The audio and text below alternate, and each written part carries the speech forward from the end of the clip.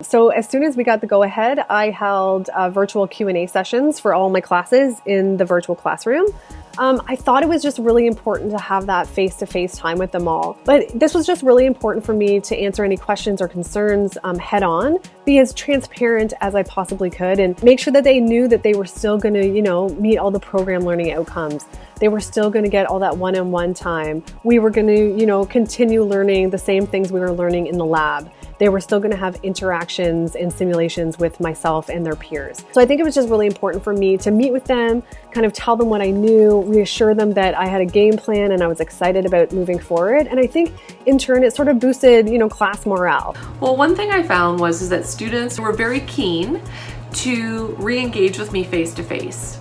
And I had to get used to things like this, seeing myself on camera and being on camera and available to them. I re-engage with them on a weekly basis, at a minimum once a week, in that synchronous class environment.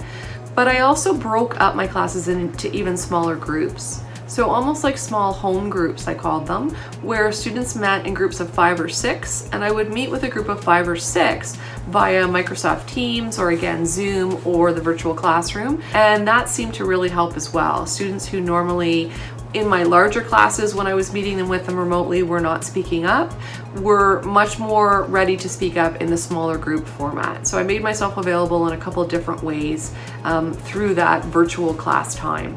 Keeping things simple, consistent, and accessible certainly became my mantra, as I think it did for a lot of people. I also think avoiding wild sort of shifts from how I've been measuring engagement in class to online was important as well. Additionally, just because of the nature of what I teach, general education or communication, preparatory studies, there are always opportunities for a little bit of self-reflection embedded in those courses. Things that were intended to be rhetorical, but sort of a little bite-sized for further thought type questions and suggestions, I think helped and to keep that engagement going.